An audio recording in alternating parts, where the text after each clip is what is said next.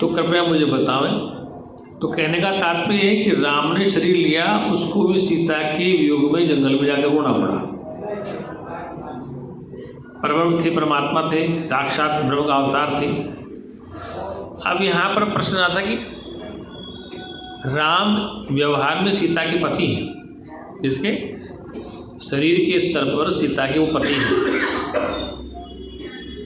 और जीव हाँ में आकर सीता के संबंध बना करके मोह में फंस रहे, ये अभिनय किया है।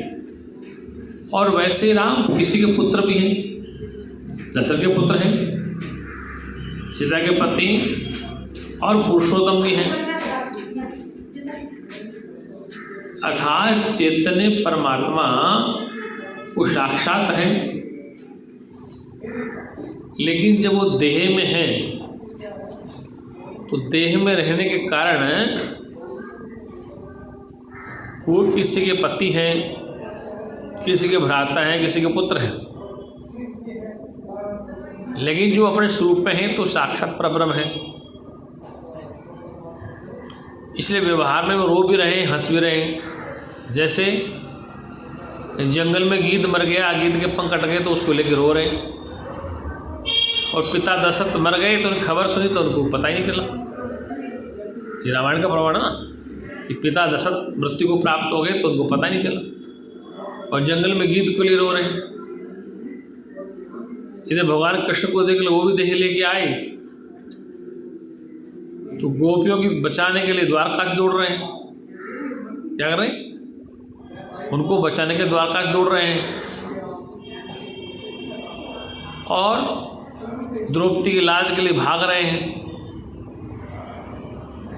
तो कहने का तात्पर्य जो भी शरीरधारी आया संसार में, चाहे अवतार बन के आया है, ऋषि मुनि बन के आया है, देवता बन के आया है, इस शरीर में आकर के सबको रोना पड़ा। लेकिन एक अज्ञानी रोता है, ज्ञानी रोता है, दोनों बड़ा फर्क है। इस जगत में अज्ञानी भी रहता है और ज्ञानी भी रहता है, दोनों समान काम करते हैं। वो भी रोटी खाता है, वो भी भोजन करता है, वो भी पूजा पाठ करता है, वो भी योग करता है, वो भी भोग करता है, लेकिन दोनों का निश्चय अलग अलग है। ज्ञानी सृष्टि को खेल मात्र समझता है, ये सृष्टि एक खेल मात्र है। अज्ञानी इसको सत्य मान लेता है, अज्ञानी इसको सत्य मान के दुखी होता है, और ज्ञानी इसको खेल मान के खेलता है। जैसे बच्चे ग्रामीण क्षेत्र में खेतों में खेलते हैं तो मिट्टी के मंदिर बना लेते हैं, बड़े हंसते हैं, कूदते हैं, गाते हैं कि मंदिर बन गया है। और मम्मी ने आवाज़ दी कि बेटा रोटी खा ले, स्कूल जाना है, वो बच्चे हंसते हुए मंदिर को तोड़ के जाते हैं, मतलब हंसते हुए बनाते हैं मंदिर को खेतों में, और जब माँ ने आवाज़ दी तो हंसते हुए तोड़ के जाते हैं। मतलब उनको न बनाने में दुख था न तोड़ने में, लोग बना रहे तो भी हंस रहे, तोड़ रहे तो भी हंस रहे, जब उनको पता नहीं इस चीज़ का। लेकिन ज्ञानी के लिए कहा कि वो जगत में इस जगत को केवल स्वप्न मात्र समझता है। ये क्या है? स्वप्न जैसा प्रतीत होता है, सत्य नहीं है। इसलिए इस मानव शरीर में जो जीवात्मा है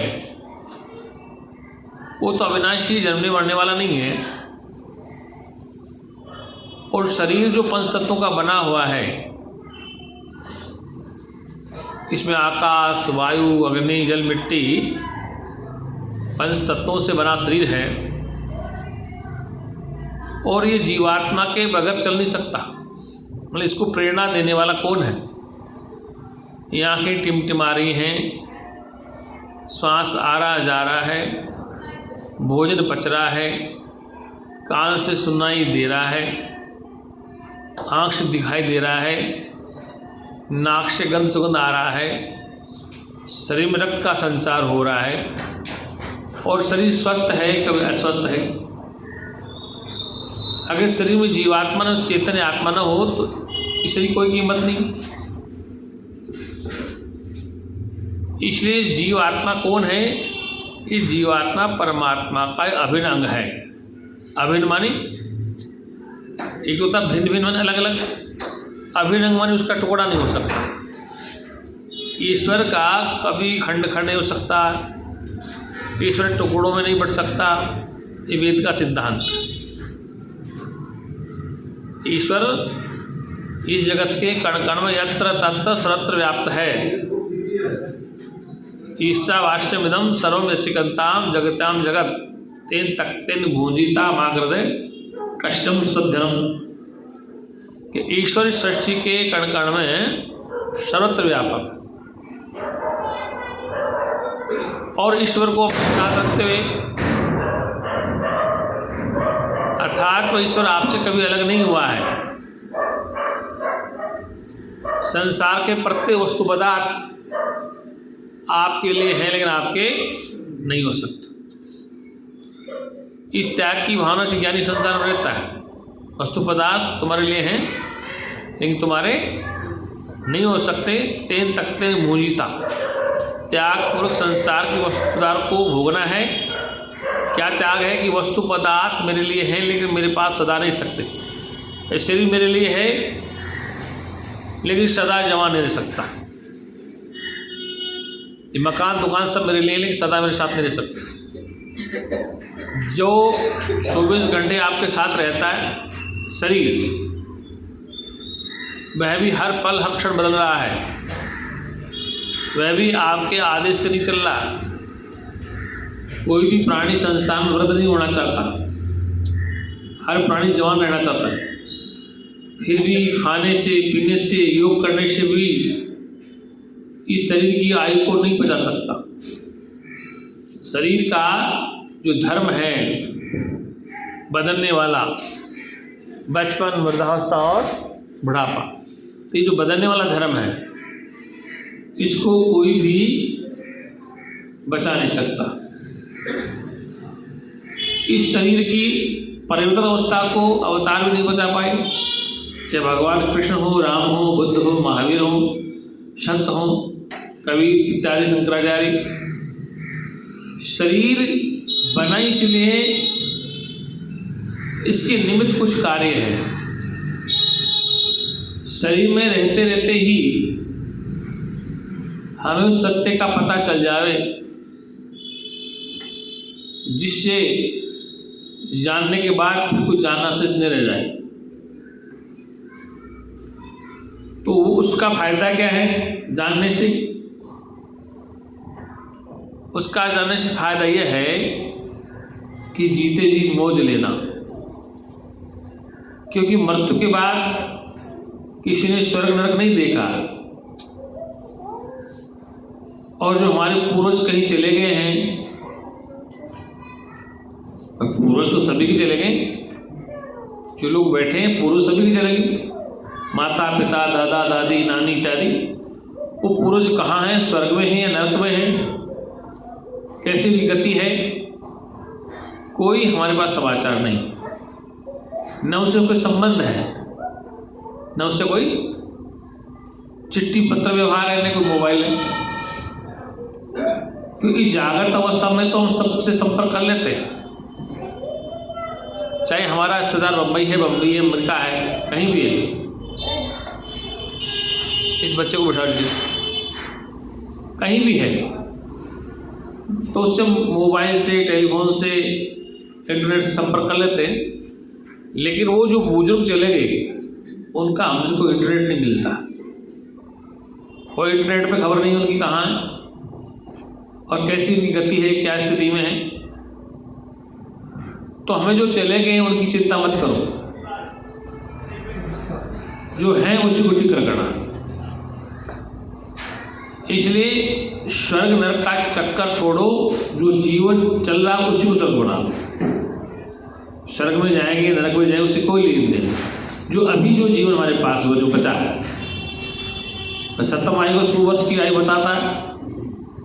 अब 100 वर्ष आजकल कौन रहता है?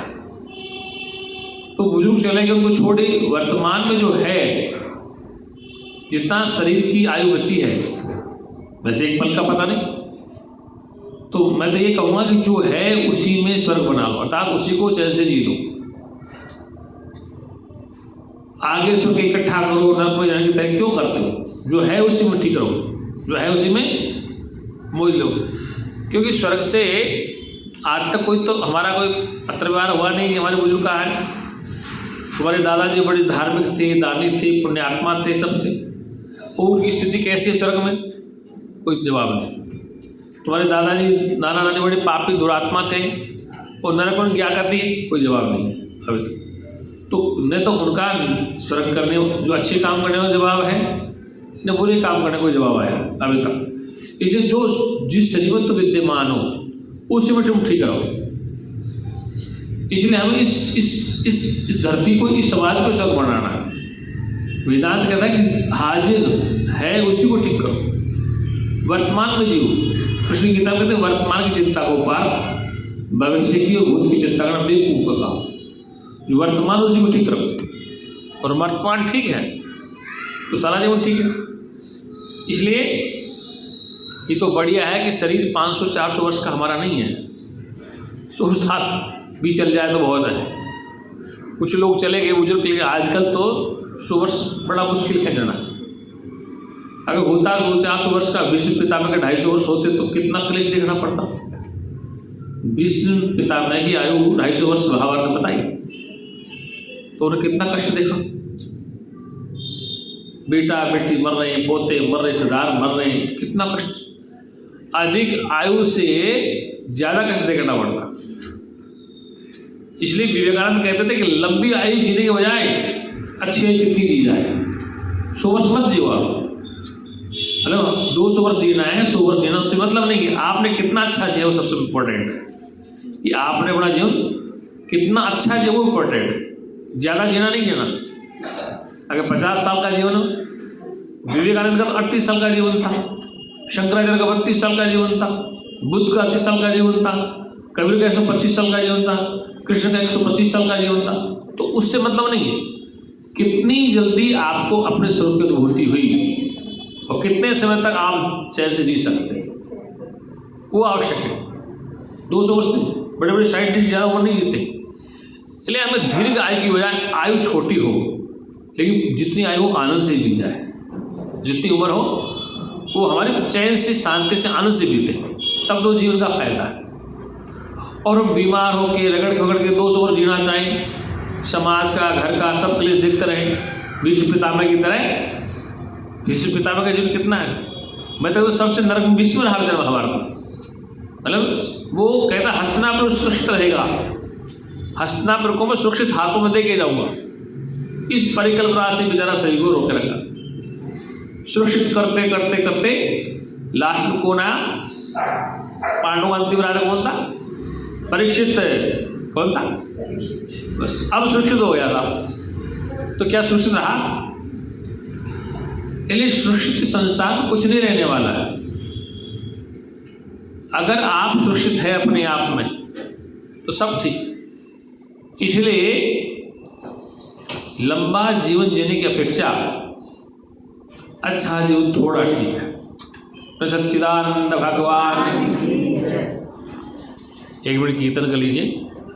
सत्यम ज्ञान अनंतम ब्रह्म, सत्यम ज्ञान अनंतम ब्रह्म, सत्यम ज्ञान अनंतम ब्रह्म, सत्यम ज्ञान अनंतम ब्रह्म, सत्यम ज्ञान अनंतम ब्रह्म, सत्यम ज्ञान अनंतम ब्रह्म, सत्यम ज्ञान अनंतम ब्रह्म, सत्यम ज्ञान अनंतम ब्रह्म,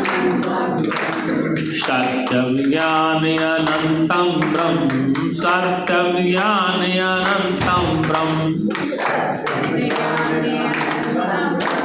सत्यम ज्ञान अनंतम ब्रह्म, विज्ञानम आनंदम ब्रह्म, विज्ञानम आनंदम ब्रह्म, विज्ञानम आनंदम ब्रह्म, विज्ञानम आनंदम ब्रह्म, विज्ञानम आनंदम ब्रह्म, विज्ञानम आनंदम ब्रह्म, विज्ञानम आनंदम ब्रह्म, विज्ञानम आनंदम ब्रह्म, विज्ञानम आनंदम ब्रह्म, विज्ञानम आनंदम ब्रह्म, विज्ञानम आनंदम ब्रह्म, प्रज्ञानम आनंदम ब्रह्म, प्रज्ञानम आनंदम ब्रह्म, प्रज्ञानम आनंदम ब्रह्म, प्रज्ञानम आनंदम ब्रह्म, प्रज्ञानम आनंदम ब्रह्म, प्रज्ञानम आनंदम ब्रह्म, प्रज्ञानम आनंदम ब्रह्म, प्रज्ञानम आनंदम ब्रह्म, प्रज्ञानम आनंदम ब्रह्म, प्रज्ञानम आनंदम ब्रह्म, प्रज्ञानम आनंदम ब्रह्म, प्रज्ञानम आनंदम ब्रह्म, आनंदम परमानंदम, आनंदम परमानंदम, आनंदम परमानंदम,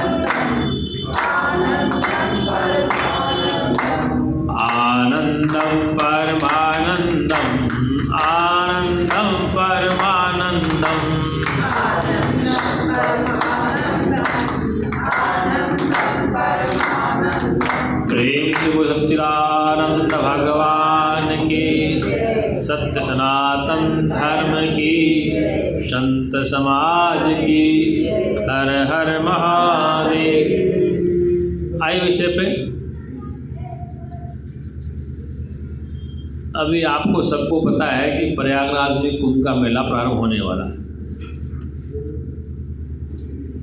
अब इस कुंभ के पीछे क्या इतिहास, ये क्यों मनाया जाता है? देखो, हमारा इस सनातन धर्म में कुंभ का आयोजन क्यों किया जाता है, इस विषय में प्रकाश डालते हैं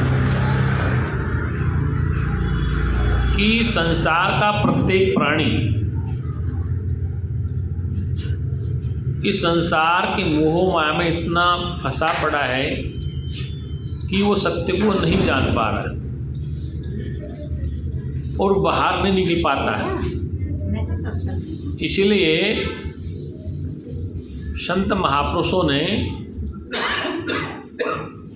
ऐसी जगह निश्चय की कि जहाँ पर नदी का पानी हो, 2-3 नदियाँ मिलती हों, हरियाली हो, जंगल हो, एकांत हो,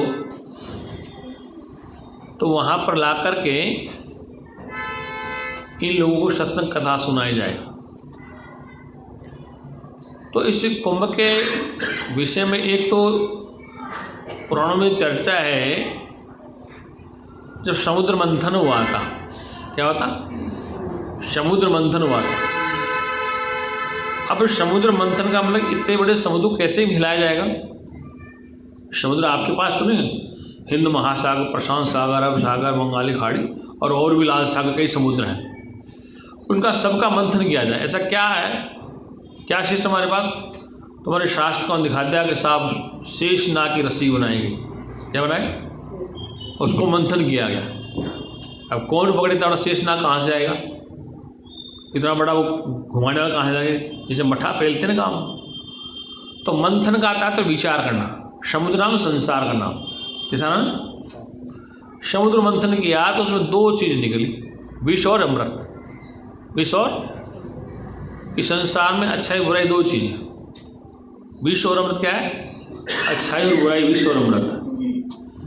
और इन अच्छाई और बुराइयों से तुम कैसे बचवाओ, इसलिए इसका मंथन किया गया, विचार किया गया महापुरुषों के द्वारा। जब समुद्र मंथन हुआ तो इसमें अमृत और विष दोनों निकले। तो देवताओं में दैत्यों में संग्राम हो गया। दैत्य कैसे थे? राक्षस बुद्धि वाले। तो देवता कैसे कहते? जो सतोगुणी है। तो दोनों में संग्राम हुआ इस बात की कि वो तो कहते कि अमृत हम पिए, और कहते राक्षस जिसे हम अमर हो जाएं, मतलब जिसको पीने से अमर हो जाए उसका नाम अमृत है, और जिसको पीने से मर जाए उसका नाम जहर है, विष है। ये विष को कोई नहीं पीना चाहता, न देवता पीना चाह रहे हैं, न राक्षस पीना चाह रहे हैं, दोनों अमृत पीना चाह रहे हैं। क्या करना चाह रहे हैं? दोनों अमृत पीना। अब उस अमृत को एक कलश में रखा गया। किसमें? कलश में रखा गया। अब देवताओं की चालाकी, चतुर लोग चालाक होते हैं, क्यों? राक्षस में बुद्धि कम होती है, वो लड़ सकता है, मर सकता है, लेकिन दिमाग नहीं रखता। पढ़ा लिखा व्यक्ति दिमाग बहुत करना होता है। आज दुनिया के इस्लाम वाले दुखी किसे मालूम? हिंदू से नहीं डरते हो, वो यहूदियों से डरते हैं। अकेला इजराइल कंट्री पूरी दुनिया के नाक में दम कर, इजराइल अकेला और सारे यहूदी ईसाई। आप हमसे नहीं डर रहा वो। और उनकी आबादी कितनी, यहूदियों की कितनी आबादी इजराइल में, ईसा की आबादी कितनी। लेकिन उन्होंने दिमाग से काम किया। उन्होंने यहूदियों ने ईसा ने हमेशा शिक्षा को फर्स्ट रखा, एजुकेशन फर्स्ट। क्या रखा उन्होंने, ईसाइयों ने और यहूदियों ने एजुकेशन फर्स्ट रखा। हमारे यहाँ धर्म को फर्स्ट रखते हैं, इसे बोलते हैं धर्म पहले होगा। और क्या मिशन भी चलता ना, आपके पार्लियामेंट में मंत्री भी होंगे, IAS अफसर भी होंगे जो ईसाई मिशन में पढ़े हुए हैं, जो ईसाई स्कूलों में पढ़े हुए होंगे। तो उन्होंने एजुकेशन फर्स्ट रखा। आज यहूदी दुनिया के सबसे टॉप साइंटिस्ट हैं। इजराइल छोटा देश वर्तमान में, आबादी कुछ नहीं है। हम कहते हैं जनसंख्या बढ़ाओ, आबादी बढ़ाओ, वो कितना सा देश है, लेकिन उसके बाद टेक्नोलॉजी, शिक्षा है। ये आज का युग आबादी से नहीं लड़ने वाला, आज का युग मिसाइल से लड़ने वाला है, साइंस से। इसलिए कहने का तात्पर्य कि उन राक्षसों में दिमाग नहीं होता है, किसमें, और देवताओं में दिमाग होता। इसलिए देवताओं ने सोचा कि अमृत हम पी लें, ये राक्षस लड़ेंगे। उन्हें प्लान बनाया, एक योजना बनाया कि विष्णु एक ऐसा कलाकार आदमी है कि जो हर रोल कर सकता है। विष्णु एक ऐसा कलाकार व्यक्ति है, भगवान विष्णु जिसे कहते हैं, ऐसा कलाकार है कि वो हर रोल कर सकता है। कोई स्त्री बन जाए, पुरुष बन जाए, बंदर बन जाए, सारे पार्ट इसी के लिए अभिनय। हमारे शास्त्रों में जितना अभिनय विष्णु ने किया, किसी ने नहीं किया।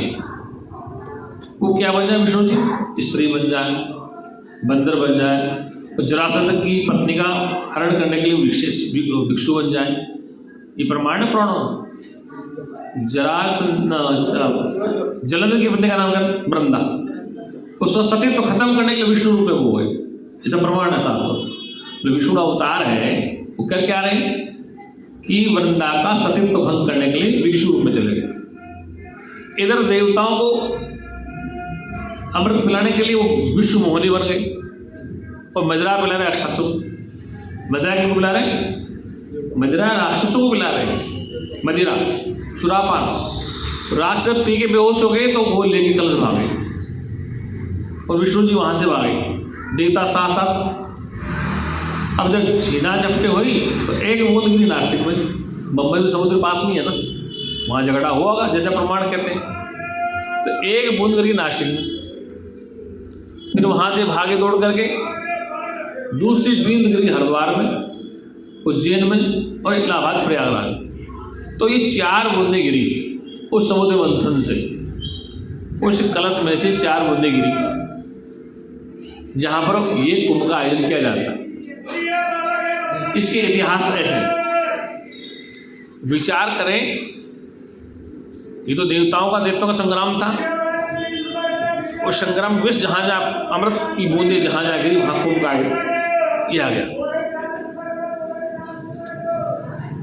तो वहाँ पर उन नदियों के संगम पर, नदी के तटों पर लोगों को ज्ञान देने के बुलाया गया।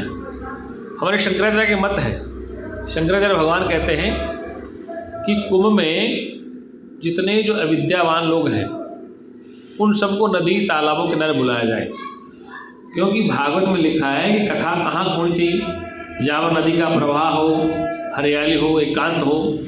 बुद्ध साधना कहाँ करते थे, जहाँ एकांत था। साधक लोग कहाँ जाते हैं, जहाँ सुनसान जगह हो, हरियाली हो, प्रकृति गोद हो, पेड़ पौधे हो, नदी हो, झरना हो, ऐसी जगह साधना अच्छी होती है। चांदी चौक में बैठ के साधना करें, लेकिन रेड लाइट में साधना थोड़ी होगी। इसलिए संतों ने रास्ता देखा कि जहाँ नदियाँ हैं, जहाँ नदियों का संगम है, वहाँ पर जितने जो भोले प्राणी को बुलाया जाए और उनको अपने स्वरूप के बारे में बताया जाए। इसलिए 4 जगह कुंभ का आयोजन होता है, नासिक, उज्जैन, हरिद्वार और इलाहाबाद का आज प्रयागराज ना हो गया। अब यहाँ पर क्या है, वो मटका था कौन सा, अमृत वाला, देवताओं दैत्यों में संग्राम हुआ था, उसमें अमृत था। विष को न देवताओं ने पीना चाहा, न राक्षसों ने पीना चाहा, सब अमृत पीना चाहते हैं। अमृत का तात्पर्य गीता में कहते अमृत जो मरता नहीं है वो आत्मा है। मृत के पीछे अप्रत्य लगे ना, अमृत जो मरता नहीं है। तो कलश में अमृत होता है, इसमें होता वो रसायन पीने वाला नहीं था। जब ज्ञान का रस पिएंगे तब अमर होंगे। एक कुंभ है शरीर का नाम, इसका नाम कुंभ माने शरीर, और इसमें अमृत आत्मा रहता है।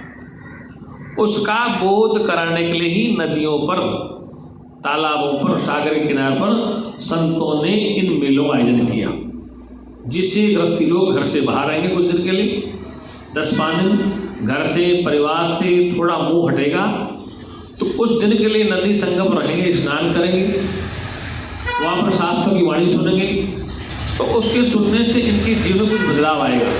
अर्थात ये जो व्याकुल है, दुखी संसार, परेशान, कुछ संतों की वाणी इनके कर्म द्वारा अंतःकरण में जाएगी, तो उससे इनके जीवन में कुछ उपलब्धि होगी। इसका मूल रहस्य ये।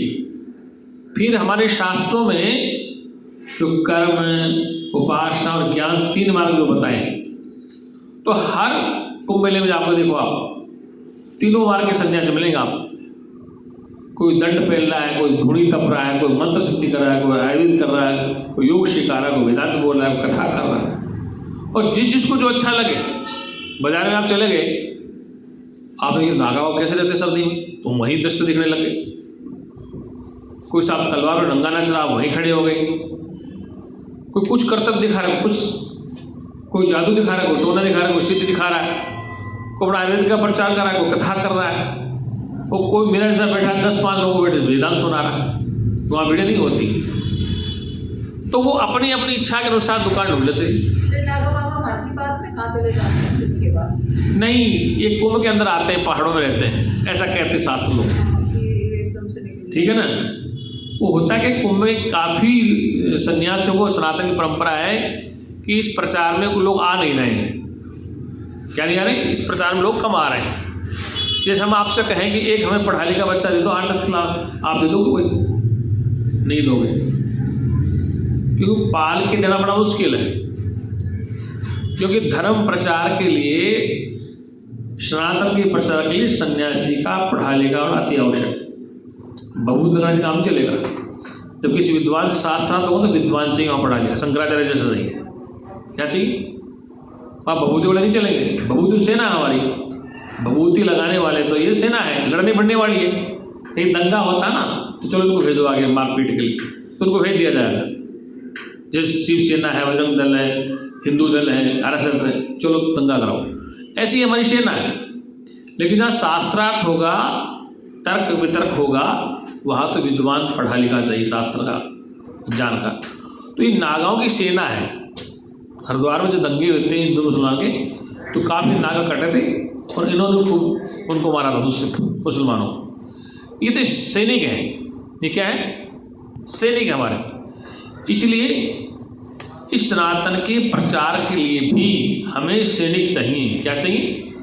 सैनिक। और सनातन के लिए नहीं, देश की सुरक्षा के सैनिक चाहिए, हर मजहब के सैनिक चाहिए, हर परंपरा को चलाने के लिए सैनिक चाहिए। बताओ, नेताओं को सैनिक नहीं चाहिए? हर पार्टी का नेता सैनिक लेके घूमता है। अब आज के चुनाव का सीजन चल रहा है, हर जगह, हरिद्वार में चुनाव है नगर पालिका का, तो रात दिन भाग रहे हैं, मतलब कि सैनिक तैयार कर रहे हैं। मुझे वोट मिले, मैं जीत। किसी नेता से मुझे तू हार रहा है, नहीं मैं जीत रहा हूँ, चाहे उसको 2 वोट न मिले। हर नेता कहता है मैं जीत रहा हूँ, कोई कहता है मैं हार रहा हूँ। ऐसा कोई नेता कहता है, चाहे उसकी पत्नी वोट नहीं दे उसको, वो कहता है मैं जीत रहा हूँ। हाँ, वो कहते हैं मैं जीत रहा हूँ। अरे फिर वो जीतने लिए क्या क्या खड्डे बनाता है, शराब बांटेगा, पता नहीं क्या क्या ठेके पर्ची देता रहता है। अब ये जो मंद बुद्धि के लोग हैं ना, जो पढ़े लिखे नहीं, उस वोट की कीमत अनमोल है। एक वोट से सत्ता गिर जाती है, एक वोट सत्ता बन जाती है। वो थैली में वोट बांट देते, मतलब उनके दिमाग को खरीद लिया गया। उनका पावर क्या है कि एक मतदान से राष्ट्रपति गिर जाएगा, एक मतदान से अटल जी सरकार गिर गई थी, एक वोट से। अब वो चतुर चालाक लोग क्या कर रहे हैं, इन मूर्खों को शराब पिला दो, क्या कर दो, इनको ऐसा भोजन दे दो जिससे हम सारे वोट ले लें, बस। वो क्या सोचते हैं मूर्ख लोग कि नेता आज तो आया, फिर नहीं आगे जीतने के बाद आज ही पी लो उससे। उसको मूर्ख को ये नहीं पता कि नेता तेरे वोट लेने कितना माल मार लेगा। तेरे बच्चों को स्कूल नहीं है, तेरे बच्चों को हॉस्पिटल नहीं है, तेरे बच्चों को रोजगार नहीं है, लेकिन तू शराब पी के पागल हो रहा है, तो ये तो सेलेक्ट करेंगे मैं किसको वोट दे रहा हूँ, ये मेरे समाज के लिए क्या सोच रहा है, शिक्षा है कि नहीं, रोजगार है कि नहीं, स्वास्थ्य है कि नहीं, लेकिन भाई सारा बढ़ गई थोक से। तो कहने का तात्पर्य कि मतदान बड़ा विचार के करना चाहते हैं, लेकिन मतदान नहीं सोचा जाता है। इसलिए सनातन धर्म में जो प्रचार है उसको प्रचार को करने के लिए हमारी सेना की आवश्यकता है। ये नागाओं भोज बना दी, क्या कर दी? अच्छा, फिर ये हमारे सनातन में नहीं, हर मजहब में है। साधारण देख लो, विहंग जो है कौन है? विहंग मारी कौन है वो? है निहंग है, विहंग विहंग तो पक्षी होता है, विहंग पक्षी निहंग, वो देखो लिए घूमते आ रहा पूरा। अब ऐसी परिस्थितियाँ क्यों पैदा हुई?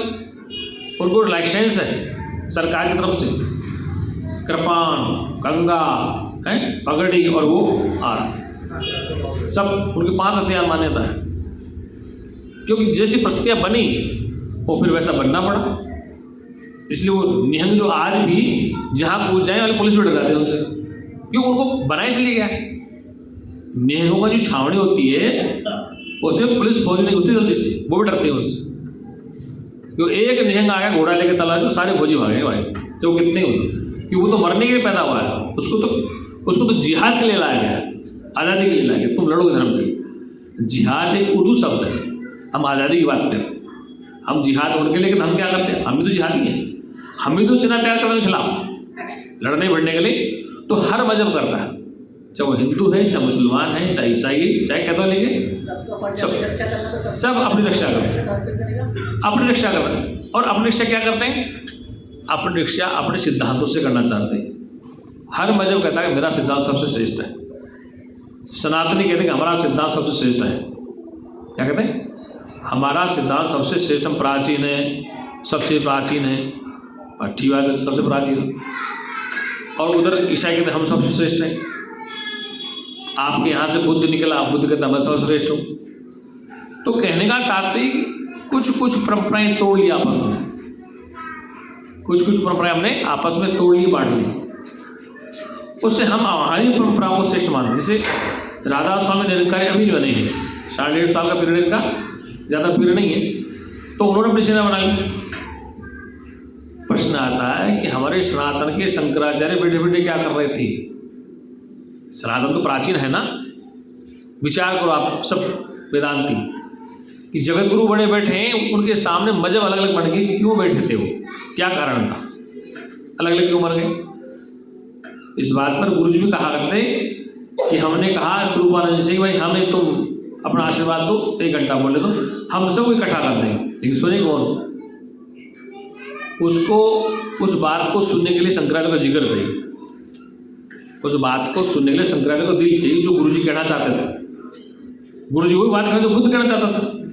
सब एक देखो, सबको एक साथ देखो, भेद खत्म करो।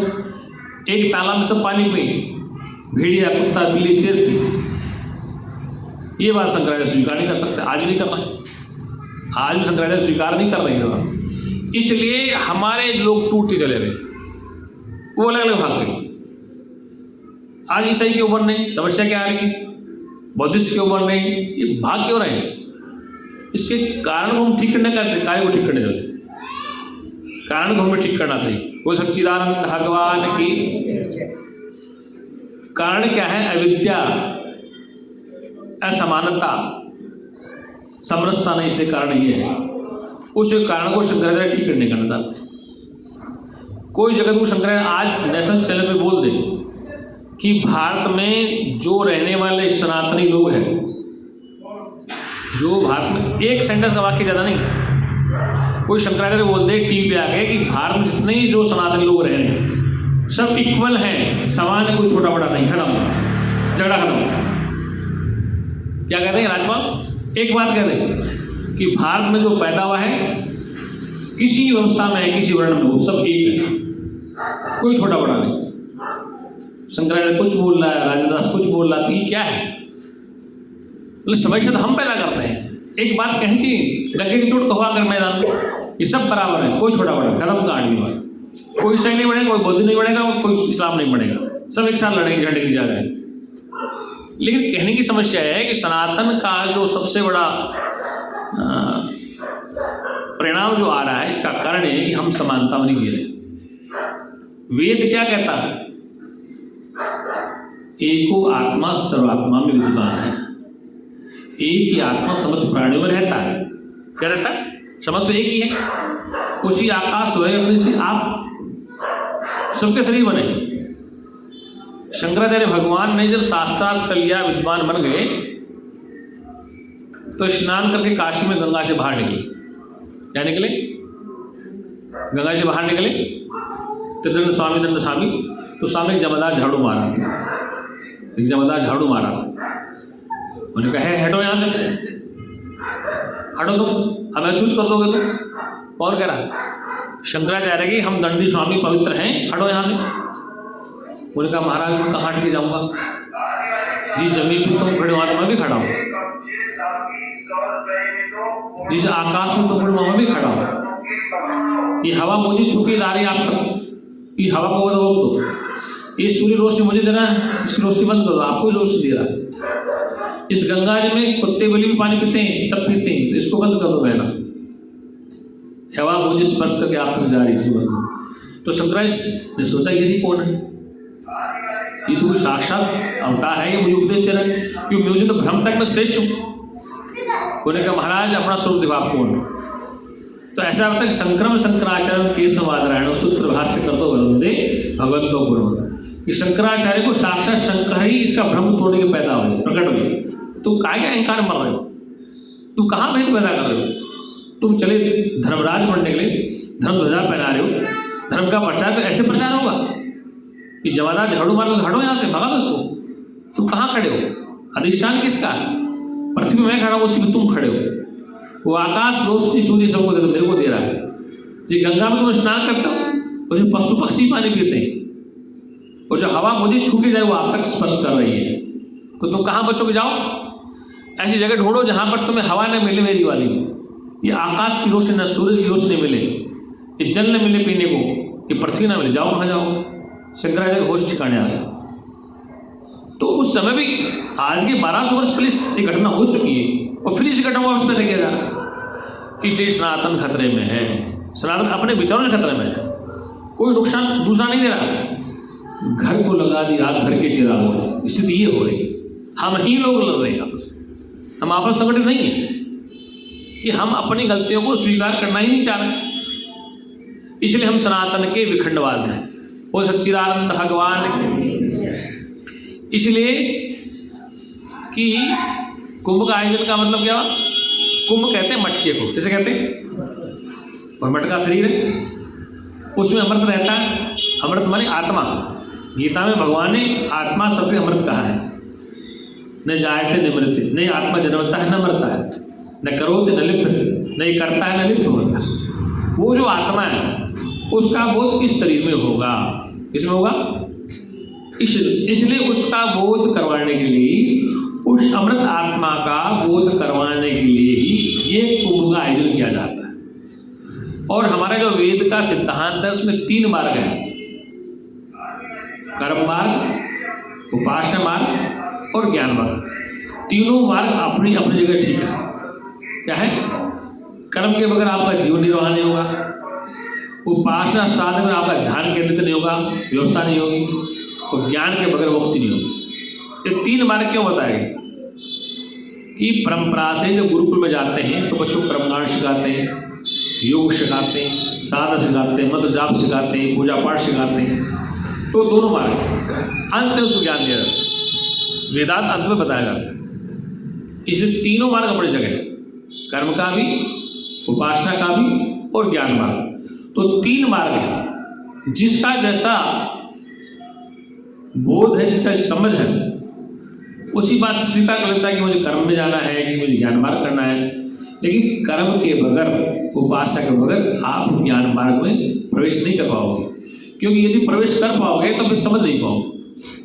इसलिए कर्म और उपासना इस जीवन निर्वाह के लिए आवश्यक है। कर्म आवश्यक है जीवन निर्वाह के लिए, उपासना आवश्यक है अंतःकरण शुद्धि के लिए। ये मल विक्षेप जो आया है, क्या है? ये जो मल विक्षेप जीव आया है उसका निवारण कर्म से होगा, उपासना से होगा, और ज्ञान से इसका आवरण दूर होगा। ज्ञान से क्या होगा, इसका आवरण दूर होगा। वो सच्चिदानंद भगवान की। इसलिए ये जो जागृत अवस्था है इसमें हमें जो सा दिखाई दे रहा है और स्वप्न अवस्था में जो दिखाई दे रहा है, स्वप्न में कौन दिखाई दे रहा है, किसने संसार बनाया, फिर कौन रो रहा है, कौन हंस रहा है, मतलब एक ही है। वो संसार भी स्वप्न बनाता है, अलग अलग रोल करता है और उसमें सुखी होता दुखी होता जैसे जागृत में होता। फिर स्वप्न अवस्था में अविद्या काल में चला जाता है। तो तीनों अवस्था में जानने वाला कौन सा है, अलग अलग ही एक ही है। तीनों अवस्था में, जागृत में, स्वप्न में और सुषुप्ति अवस्था में जो जानने वाला अलग अलग एक ही। तो जागृत में वो एक ही है, स्वप्न में वही सब कुछ बन के दिखता है, अच्छा बुरा बन के दिखता है, और गहरी निद्रा में अविद्या में वो लिप्त हो जाता है। अब होता क्या, अविद्या काल में आपका अंतःकरण सो जाता है, प्राण के साथ अंतःकरण सो जाता है। उस अंतःकरण में मन बुद्धि काम नहीं करते हैं सुषुप्ति अवस्था में, अविद्या में प्राण मिले हुए मन। और जैसी चेतना जागृत होती है तो आप प्रातः काल कहती कि निद्रा बहुत अच्छी आई, कुछ पता नहीं चला। दो बातें हम कहते, निद्रा बहुत अच्छी, कुछ पता ही नहीं चलता। तो निद्रा बहुत अच्छी है, ये जो ज्ञान आपको है, अब कुछ पता नहीं चला, ये भी आपको ज्ञान है। दोनों चीज़ों को आप जानते हैं, प्रज्ञाम न प्रज्ञा, वेद मतलब प्रज्ञाम न प्रज्ञा, मैं जानता हूँ मैं नहीं जानता हूँ, ये दोनों को जो एक साथ जानता हूँ वो जानता है। अब मैं जानता हूँ मैं नहीं जानता, ये दोनों को जो एक साथ जानता है वो यथार्थ में जानता है। और दूसरी बात की, जो ये समझे कि मैंने सब कुछ जान लिया, मानो से कुछ नहीं जाना। वो कहे कि मैंने सब कुछ जान लिया, मानो से कुछ भी नहीं जाना है। आगे मैंने कुछ नहीं जाना, उसने सब कुछ जान लिया, ये वेद का सिद्धांत। मैंने सब कुछ जान लिया, उसने कुछ नहीं जाना है। एक कि मैंने कुछ नहीं जाना, उसने सब कुछ जान लिया। क्योंकि जानना अपने से अलग का होगा, जानना अपने से अलग का होगा। मैंने कुछ नहीं जाना, मतलब कुछ नहीं जाने वाला कि मेरे से अलग कुछ है ही नहीं। जानना, पाना, खोना, आना, जाना, ना हमेशा दो में होता है। न जाना है, न आना है, न पाना है, न खोना है। एक वस्तु देखो, उपनिषद का दृष्टांत कि जब अग्नि जलती है, क्या जलती, काष्ठ में अग्नि है लकड़ी में, तो अग्नि जब जलती उस काष्ठ में पहले ही है, लकड़ी में अग्नि है पहले, वो जल के खाक हो जाती। कहाँ गई अग्नि? अग्नि लकड़ी में है और समा गई, वहीं पैदा वहीं खत्म हो गई। इसलिए कहा गया कि ज्ञानी आदमी को इस संसार में कर्म नहीं लगते, क्योंकि जैसे अग्नि से आग निपटती है, जली और लकड़ी को खाक कर दिया, तो आग कहाँ गई, कहाँ से निकली? जिसमें थी उसी में ले हुए। अब एक लकड़ी जल के आग खत्म हुई नहीं, आग है, व्यापक है, अग्नि में है, मतलब लकड़ियों में, ईंधन में व्यापक है अग्नि, लेकिन जल ही नहीं है अभी तक। इसलिए ब्रह्म तो व्यापक है, ब्रह्म तो व्यापक है, लेकिन ब्रह्म का ज्ञान होना जरूरी है। जो आग जलेगी वही तो खाक होगी, ये ब्रह्म ज्ञान होना अति आवश्यक है। ब्रह्म तो व्यापक है, सर्वं खलिदो ब्रह्म तज्जलांति शांतोपासित, कि ब्रह्म व्यापक है, यत् तत् सर्वत्र व्यापक है। लेकिन व्यापक कैसे हो, इसका बोध होना चाहिए। सब जगह है, सबके लिए प्यारा। वेद कहता है कि सब जगह है, सबके लिए प्यारा, सबको प्यारा है, सबके लिए मीठा, सब जगह मीठा। और उसे कोई जाने या नहीं जाने, वो सबको जानता है। परमात्मा सबको जानता है, उसको जाने या नहीं जाने, इसलिए उसको जाने या नहीं जाने वो सबको जानता है। जैसे उपनिषद का प्रमाण आता है, मांडुक्य उपनिषद कहती है कि जब आप गहरी नींद में सो रहे हो, क्या, और जब आपको गहरी नींद के बाद जब मच्छर काटे, तुम्हारा हाथ कहाँ जाएगा? वहीं जाएगा जहाँ पर मच्छर काट रहा है। तो दूर से तुम सुसुप्ति में, और जैसे ही मच्छर ने काटा हाथ वहीं चला गया। इसके दो अर्थ है वेद में कि दूर से दूर उसके लिए जो अज्ञानी जिसे समझा ही नहीं है, इसलिए परमात्मा दूर है। और जिसने जाना, समझने की कोशिश की, उसके लिए नजदीक में। परमात्मा दूर उसके लिए है जो सत्संग नहीं सुनता है, जो बहिर्मुखी है, उसके लिए दूर है परमात्मा। जो अंतर्मुखी है, सुनना चाहता, परमात्मा उसके नजदीक ही है। गहरी नींद में नींद आ रही थी, मच्छर ने काटा, चाहे अज्ञानी हो चाहे ज्ञानी हो, दोनों का हाथ वहीं जाता है। तो क्या ब्रह्मज्ञानी को पता है या मूर्ख को पता है? दोनों बराबर है ना। एक ब्रह्मज्ञानी को मच्छर काटता है, एक मूर्ख को मच्छर काटता है, तो हाथ तो दोनों का वहीं जाता है। इसका मतलब मच्छर काटने का ज्ञान हो गया, अज्ञानी हो गया नहीं। दूर से दूर है, दूर उसके लिए है जिसने सत्संग नहीं सुना, जिसने गुरु के सानिध्य में बैठकर वेद शास्त्रों का चिंतन मनन नहीं किया है, विचार नहीं किया, उससे दूर है। और जिसने बैठ करके सत्संग सुना है गुरुमुख से, शास्त्र से, उसके समीप है। ये पास से पास और दूर से दूर है। वो सच्चिदानंद भगवान। इसलिए मानव शरीर उस परम पिता परमात्मा की सबसे उच्च क्रोध की करती है। सबसे सुंदर शरीर मनुष्य का बनाया। और मैं कई बार सत्संग कह चुका हूं कि इस संसार में धर्म और मजहब संप्रदाय किसी भगवान ने नहीं बनाए। धर्म, मजहब और संप्रदाय किसी ईश्वर ने नहीं बनाए हैं। ये महादुख है। धर्म भी, संप्रदाय भी और मजहब की कल्पना मनुष्य नहीं करी, भगवान की कल्पना ईश्वर ने करी। ईश्वर की कल्पना ईश्वर ने नहीं की है, भगवान की कल्पना हमने की है। मनुष्य ने धर्म की कल्पना करी। और हर 1000-2000 किलोमीटर पर अलग अलग रीति रिवाज, अलग अलग परंपराएं हैं। कुछ क्षेत्र हमने देखे नहीं जहाँ पर परंपराएं ऐसे हैं कि जहाँ आपके रामकृष्ण भगवान फैले, उनकी भावना ज़्यादा है। आप बंगाल में जाइए, वेस्ट बंगाल में, वहाँ पर आपके रामकृष्ण भगवान को हनुमान को नहीं पूजता है। वहाँ पर सबसे ज़्यादा पूजा 2 लोगों की होती है, पता आपको किसकी होती है? रामकृष्ण परमहंस, विवेकानंद गुरु और विवेकानंद जी की पूजा होती है। बंगाल में जाकर देख लो, वहाँ तुम्हारे हनुमान जी को कोई नहीं पूजता है, राम जी को, कृष्ण को नहीं पूजता। वहाँ विवेकानंद गुरु रामकृष्ण परमहंस की पूजा होती है और विवेकानंद की पूजा होती है। ठीक है।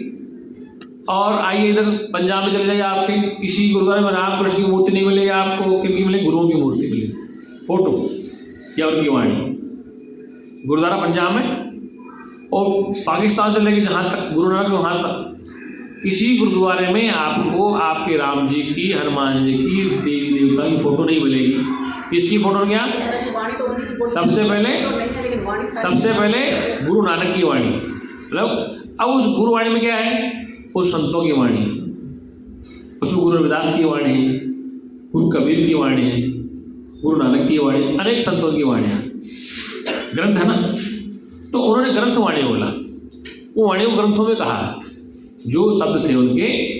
लेकिन उन्होंने क्या कर दिया? वो बात कबीर ने कही है, वो रविदास ने कही है, सहजन ने कही है, गुरु नानक ने कही है, गुरु अमरदास ने कही। गुरु वाणी में सबकी वाणी है। लेकिन उन्होंने मूर्ति को हटा दिया। क्या कर दिया? मूर्ति को हटाकर वहाँ पर श्रेष्ठ मिलेगी आपको 2 मूर्ति, या तो गुरु गोविंद सिंह की मिलेगी कभी, या गुरु नानक देव, और कोई देवता नहीं। मतलब बीच वाले देवता नहीं उनके। गुरु परंपरा में 10वां देवता अलग हुए थे, गुरु गोविंद सिंह जी। उनसे पहले के जो 9 थे, किसी की फोटो मिलता है, किसी का नहीं मिलता है। कुल मिला के जो गुरु ग्रंथ में जो वाणी कही गई है वो समझ होगी। उसमें कबीर की वाणी बहुत है, रविदास की वाणी बहुत है। अब कहने का अभिप्राय है कि रविदास की वाणी गुरु ग्रंथ साहिब में है, लेकिन रविदास का मंदिर अलग है। काशी में देखो जाकर के, रविदास का मंदिर अलग है, उनके गुरुद्वारे अलग है।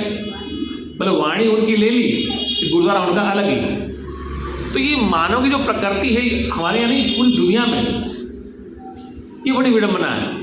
तो मैं तो कई बार कहता हूँ कि धर्म मजहब की बजाय अगर इंसान को इंसान बनाया जाए तो सबसे ठीक रहेगा। धर्म तभी बच पाएगा जब इंसान में इंसान नहीं रहेगी, धर्म नहीं बच पाएगा। न आपका सनातन बच पाएगा, न सरदार कोई। अगर मानवता नहीं है फिर कोई मजहब तुम्हारे काम नहीं आना। अगर कहीं मजहब बनना है तो मानवता से बचना। मानवता, प्रेम, करुणा, दया, प्रोपा। और जहाँ शास्त्र की अर्थ शास्त्र, जहाँ शास्त्र से काम न चले वहाँ पर शस्त्र उठा लिया जाता है। क्या? वहाँ पर शस्त्र की भी आवश्यकता होती है। जब कोई आदमी नहीं माने, खुरापाती आदमी ठीक बात मानता नहीं, तो फिर उंगली टेढ़ी करनी पड़ती है बिगाड़ने के लिए। ये भी धर्म ने छोड़ दी। हमारे धर्म ने ये भी छोड़ दिया कि शास्त्र से काम चले चलाओ, और शास्त्र से आदमी नहीं मानता फिर शस्त्र उठाओ। इसलिए शस्त्र उठा करके हमने अलग अलग मत पंजे बना रखे, और अलग अलग मजहबों में, अलग संप्रदाय में हम सनातनी बने हुए हैं। सरदार लोग गुरुवाणी पर इकट्ठे हैं एक साथ, क्या कर रहा हूँ, सरदार लोग गुरुवाणी पर इकट्ठे एक साथ गुरुद्वारे के लिए मरने मिटने को तैयार है, उनके को यहाँ चाहे तो मरने मिटने को तैयार। अच्छा हमारे देख लो सनातन में एक कोई संत बोलेगा तो उसको दूसरा काट कर देगा, अगर मैं सत्य बोला तो शंकराचार्य काट देगा, शंकराचार्य बोले मैं कहा क्यों, कारण क्या है कि कारण के विचारों का आदान प्रदान नहीं है, इसलिए समस्या का मानवता को खतरा है। जितने दुनिया में आज तक जो मनुष्य के झगड़े हुए हैं भगवान और धर्म के नाम पर, हिटलर ने लाखों आदमियों को गैस में मार दिया था। हिटलर दुनिया में जो भी आदमी झगड़े हो रहे हैं, हाँ तो यहूदियों को मारा था ना।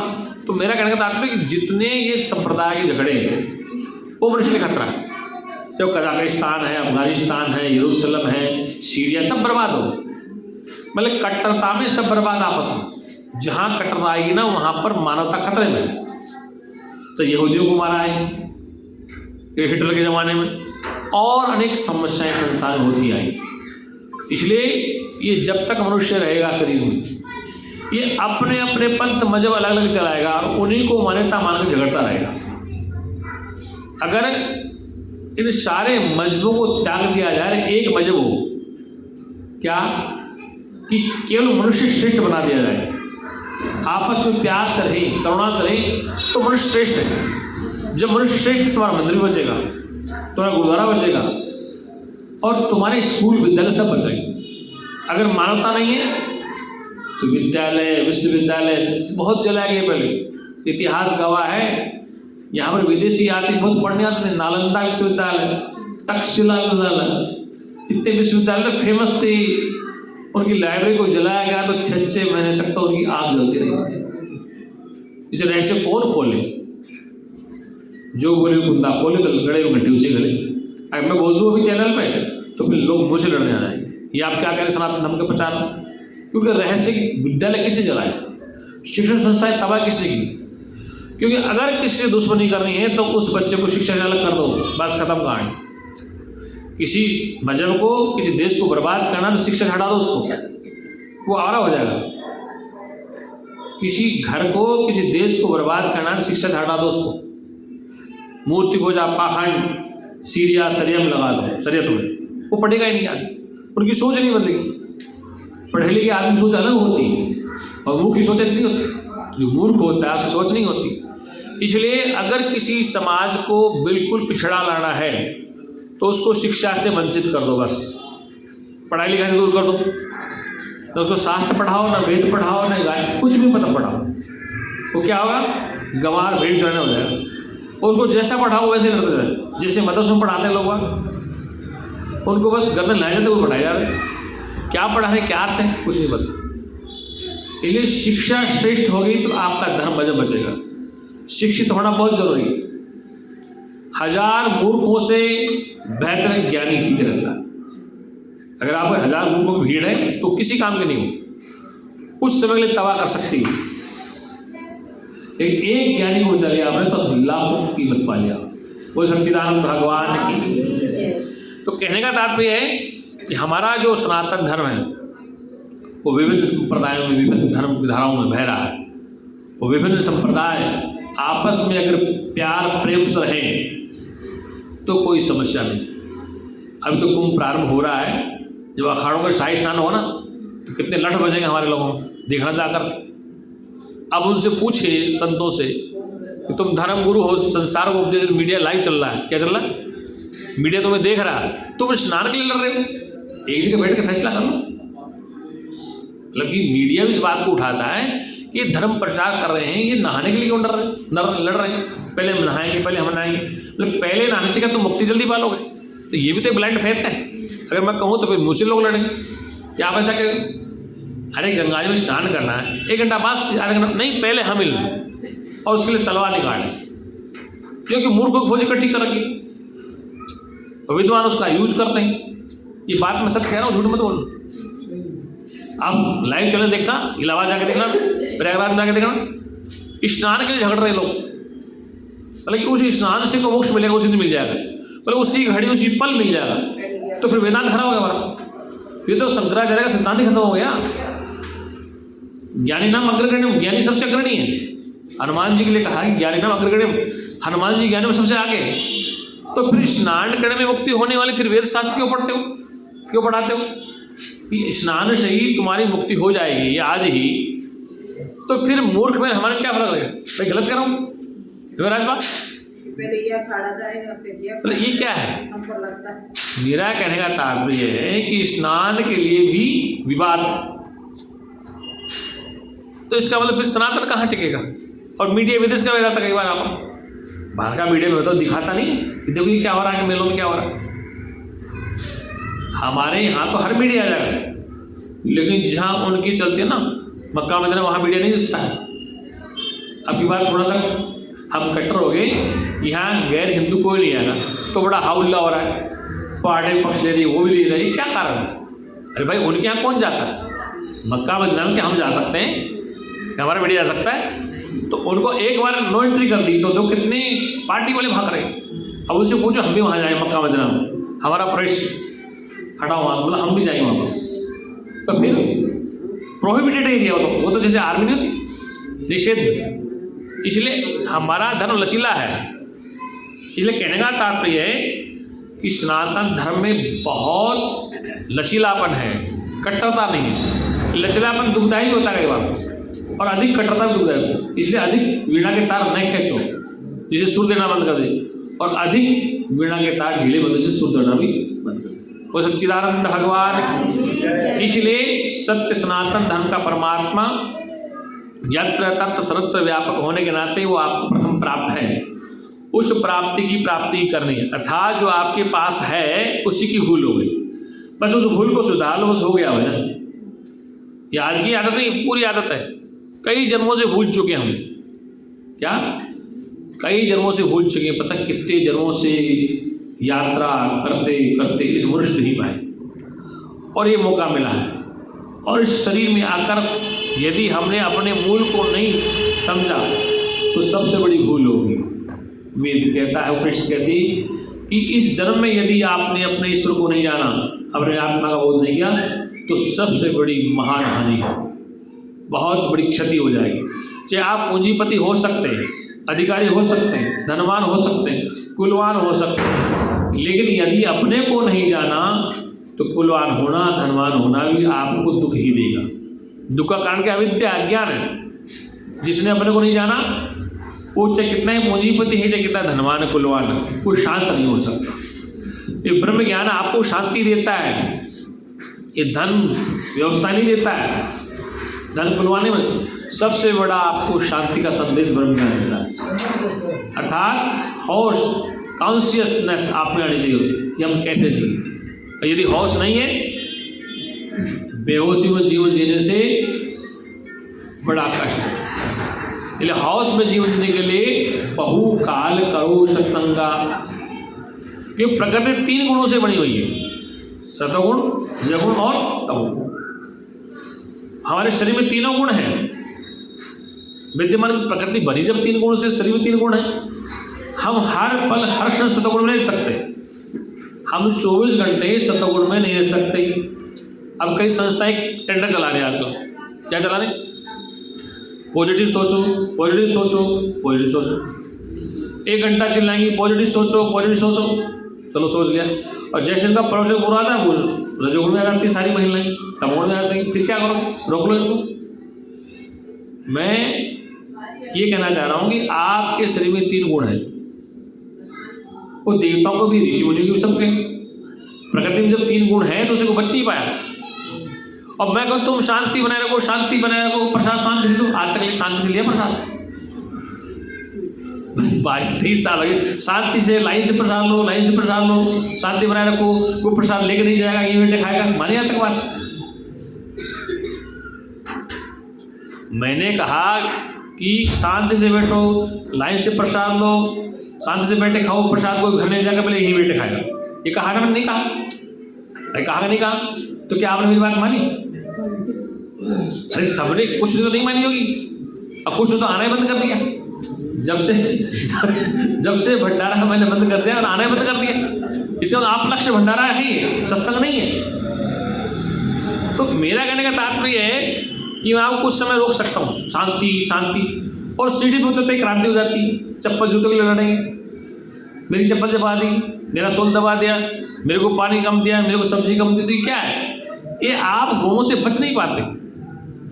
हम कुछ समय के लिए सत्वगुण, हाँ मैं कहता हूँ कि सत्वगुणी वर्ती होनी चाहिए, लेकिन हर पल नहीं रह सकती। हर पल सत्वगुणी वर्ती आपकी बनी नहीं रह सकती। प्रयास करना चाहिए, पॉजिटिव सोचना चाहिए, संस्थाएं तभी चलती, पॉजिटिव सोचने से संस्थाएं चलती। सकारात्मक विचार से ही संगठन चलता है। क्या चलता है? लेकिन कुछ समय के लिए चलेगा, फिर उसमें रजोगुण आएगा, फिर तमोगुण आएगा, ये सब चलता रहता है। इसलिए हम कुछ समय के लिए गए कि सत्वगुणी बने रहो, उससे काम चलने वाला नहीं है। जब आपको भोजन करना तो कौन से गुण में जाओगे? जब आपको निंदा के लिए क्या करना पड़ेगा? इसलिए तीनों गुण प्रकृति में है। अब आपको बैलेंस में रखना है बस। आपके पास स्कूटर है, रेस भी है, ब्रेक भी है, गियर भी, गाड़ी आपके हाथ में है, तो स्पीड 200 भी, 150 भी, 80 भी, 100 भी, ब्रेक गियर सब। अब आप ड्राइवर हैं तो चलानी आपको है कि 200 में भाग के मरोगे या मारोगे, इसलिए उसको बैलेंस में रखना है। गाड़ी का बैलेंस आपको चलाना है कि अगर खुला रोड है तो भगा लो, नहीं तो फिर धीरे चला लो। ऐसे ही ये ज्ञानी के हाथ में होती है गाड़ी, तुझे कितना क्रोध करना है, किस समय करना है, क्या नहीं करना। ज़्यादा क्रोध करो तो मामला गड़बड़ है। क्रोध कभी कभी करना चाहिए, हमेशा नहीं करना चाहिए। जब आफत आई है गले पे तो फिर तो अपना रजोगुण तमोगुण दिखा देना चाहिए, नहीं तो फिर तो लोग खा जाएंगे। गुड़ मीठा होता है ना, मक्खी भी खाती है, चींटी भी खाती है, इंसान भी खाता है। ज़्यादा मीठा बनना भी ठीक नहीं।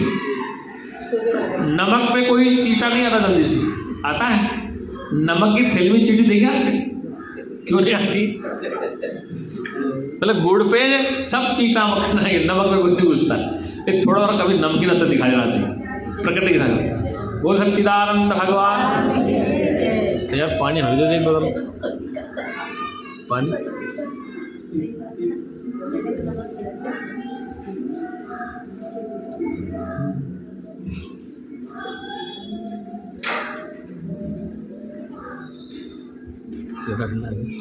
ठंडा होने वैसे ही होगा, नॉर्मल है।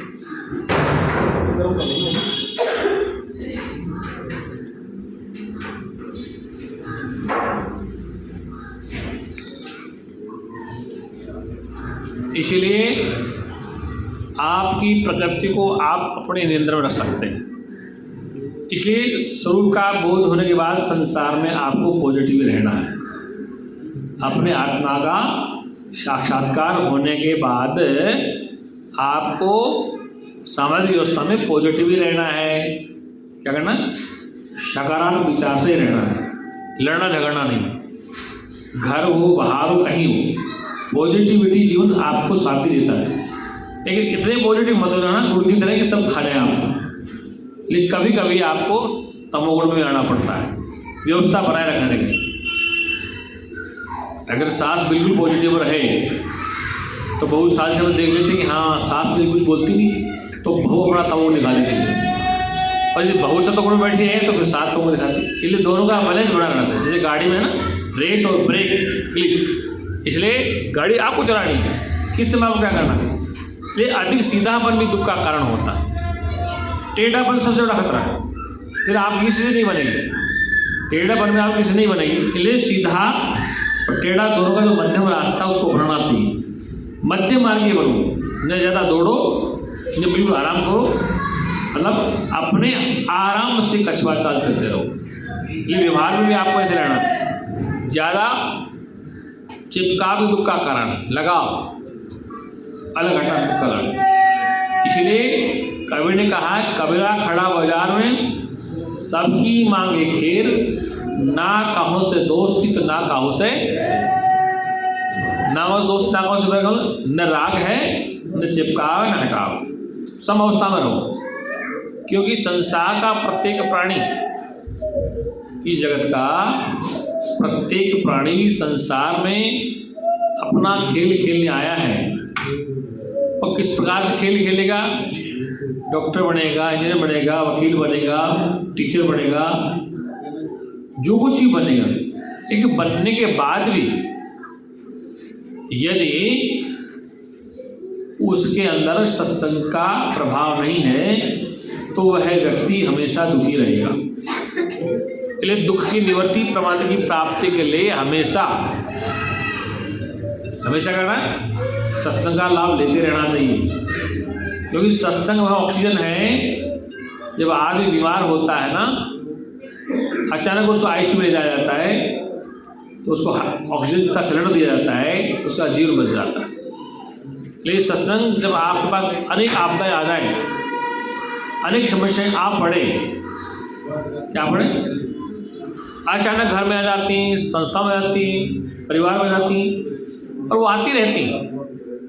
जीवन का नाम तो संघर्ष है। अगर जीवन में संघर्ष नहीं है तो आपको जीवन का पता कैसे चलेगा?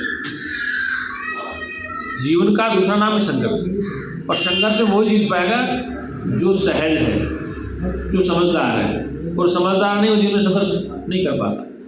ये संघर्ष का मतलब है कि सहज में जीवन जीना, समझदार जीवना। ये वेदांत आपको ये नहीं कहता कि आप जीवन उदंडदास नहीं, समझदारी से, सहज से। जैसा देश, जैसी प्रसिद्धि, जैसा काल, देश काल और प्रसिद्धि। देश कहाँ बैठे हैं, काल समय क्या है, परिस्थिति क्या है। देश काल और परिस्थिति के अनुसार अपना बैलेंस बना लेना चाहिए। हमारा एक इतिहास का प्रोफेसर था, कहानी सुनना, हमें इतिहास पढ़ा है प्रोफेसर। तो सुबह सुबह आया, लेसन बोला, बोले सुनो बच्चे लोग, हाँ सर बताओ। गुस्सा बड़ा समझदार होता है। बोले कैसे सर? गुस्सा इतना समझदार होता है कि वह अपने से कमज़ोर पे जल्दी आता है, और अपने से उस्ताद को गुस्सा आता ही नहीं है। वो आज तो मुझे याद भी याद है कि वो प्रोफेसर कहता गुस्सा बड़ा समझदार है, अपने से कमज़ोर पकड़ खा जाओ उसको तुरंत पकड़ के। वो जो अपने समझ उसको गुस्सा आता ही नहीं, तो समझदार है ना गुस्सा, कि कमज़ोर को तुरंत पकड़ लेगा वो, और जैसा सवाल देखे तो आएगा नहीं।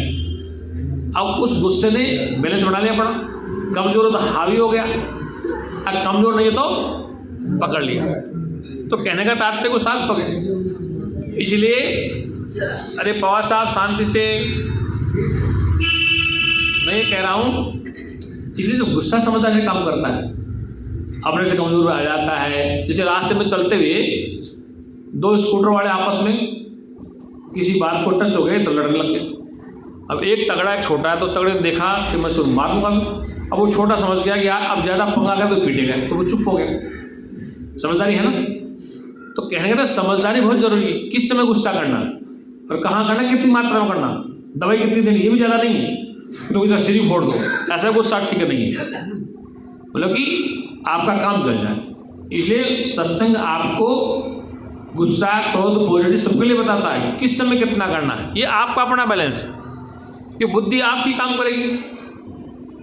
शास्त्र में गुरु ने आपको समझा दिया कि जीवन जीने के लिए आपको सत्वगुण में रहना पड़ेगा, रजोगुण में रहना पड़ेगा, तमोगुण में रहना पड़ेगा। आप 24 घंटे सत्वगुण में नहीं रहोगे। अगर सत्वगुण में रहोगे सोओगे कब? मीडिया ने एक बार बड़ी हल्ला कर दिया, मोदी जी योगी सोते ही नहीं है, 24 घंटे काम करते हैं। तो मैंने देखा यार ये बड़ा सिस्टम पढ़ा दिया, मोदी सोते नहीं, योगी सोते नहीं, मैं ये बीमार है नहीं, प्रकृति के नहीं चलेगा ये 24 घंटे काम करते हैं, ये सोते नहीं। यार जो आदमी 24 घंटे काम करेगा सोएगा नहीं तो सारा सिस्टम खराब हो जाता। लेकिन इतने भी झूठ नहीं बोलनी चाहिए कि उनको भी सोने का समय चाहिए, उनका भी बॉडी है, ऐसा नहीं है। कितना ही कर्मधार हो, कितना ही योगी हो और कितना ही काम करने वाला हो, उसको निद्रा जरूर आती है, आज नहीं तो कल, और आज नहीं सोएगा तो कल परेशान होगा। ये प्रकृति के नेचर के नियम से कोई बच नहीं पाया। इतनी झूठ मत बोलो कि हम 24 घंटे काम करते हैं, ऐसा नहीं हो सकता। हाँ तुम देख के जाकर तो पियो, तो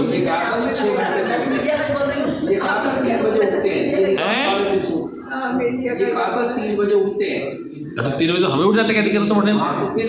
नहीं मैं ये क्या कह रहा हूँ, जिसके ऊपर जिम्मेदारी है ना, सुनो, वो तो देश का प्रधानमंत्री, वो प्रदेश का मुख्यमंत्री, तुम घर के मुखिया हो, तुम कितना घंटा सोते हो? तुम्हारे घर में शायद कितने दिन सोते हो तुम?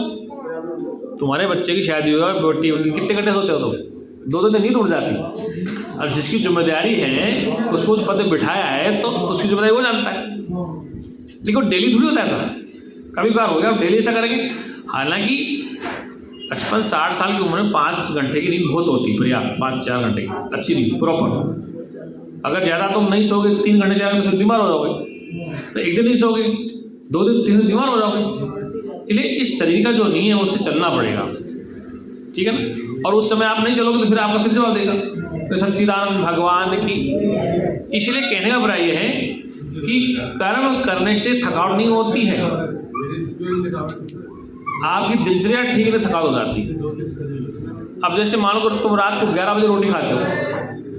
मैं एक बार कहीं चला गया बम्बई में, किसी के यहाँ मुहूर्त था दुकान का, अब वो रात को 11 बजे रोटी थी मेरे को। मैंने कहा भैया मैं तो 11 बजे सोता 2 घंटे, मुझे शाम को 8 बजे भोजन चाहिए। तो वो एक माता बोली गुरुजी 2 जन आप रहो हमारे जैसे, आपकी आदत हम बता देंगे, हम जैसे है ना वैसे आपको उड़ा देंगे। और उसने वैसे ही कर दिया कि मैं 3 दिन रहा, कभी रात को 11 बजे रोटी, कभी 11:30 बजे रोटी।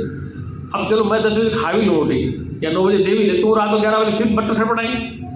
अब बम्बई इतनी जगह तो 2-3 दिन कहा कि बेटा तूने मुझे अपना जैसा बना लिया था, लेकिन अब नहीं आऊँगा, यहाँ पर आऊँगा तो 8 बजे खाना लूँगा 10 सो जाऊँ, से मेरी व्यवस्था कहीं उन्होंने। तो शरीर को हम जैसा चाले वैसे रखें। अब देखो इस देश में जितने प्रशासनिक अधिकारी हैं, जजों को छोड़ दो, जो प्रशासन में है DMSP, वो रात को 2 बजे पहले सोते नहीं और 9 बजे पहले उठते नहीं, 10 बजे सीध हो गए, क्योंकि उनकी दिनचर्या ऐसी। वो 12 बजे सोएंगे तो फ़ोन आ रहा, मुख्यमंत्री का आ रहा, गृह मंत्री का आ रहा, तो कैसे हो पाएंगे। इसलिए हर प्रशासनिक अधिकारी 12 बजे 2 बजे पहले सोता ही नहीं, और उसके बाद सोएगा तो 5, 6, 8 बजे 9 बजे उठेगा वो, क्योंकि रात को लेट से सोया। अब समस्या है कि जल्दी से वो जल्दी उठो, उनके लिए कैसे नहीं लागू होगा। जल्दी से वो जल्दी उठो किसके लागू होगा, नहीं। तो कहने का था जिसकी जिम्मेदारी है वो सोता नहीं है। फिर सच्चिदानंद भगवान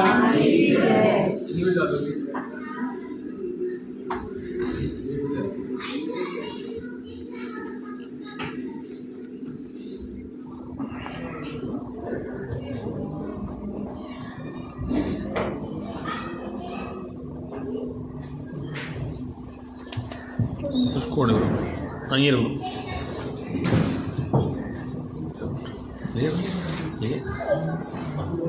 और क्या है और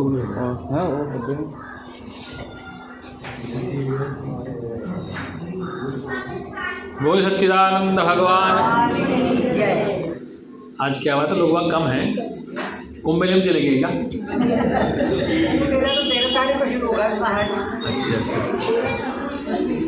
देखो मैं कह रहा हूँ हमारे धार्मिक त्यौहार है, आना जाना सही है, लेकिन स्वास्थ्य को ध्यान रखते हुए, क्योंकि भीड़ है, इन्फेक्शन है, वायरस फैल रहा है, ध्यान से जाना जरूरी। मैं जाने के लिए नहीं कर रहा हूँ, लेकिन भीड़ भाड़ में बीमारियाँ फैलती हैं। क्योंकि अभी आप बीमारी से ऊपर नहीं उठे, कोरोना किसी रूप में आ रहा देश में, ऐसा नहीं आ रहा। और अगर 140 करोड़, आप मुश्किल से 2-2.5 करोड़ लोग स्नान करते होंगे पूरे कुंभ में, कितने 2-2.5 करोड़, लास्ट 3 करोड़ मान, इससे ज़्यादा नहीं होंगे। और आबादी कितनी, 140 करोड़, कितना 0.01% भी जाते हैं वहाँ पर, सब नहीं जा पाते। जाओ लेकिन सावधानी बहुत ज़रूरी है, कि वहाँ भीड़ इतनी है।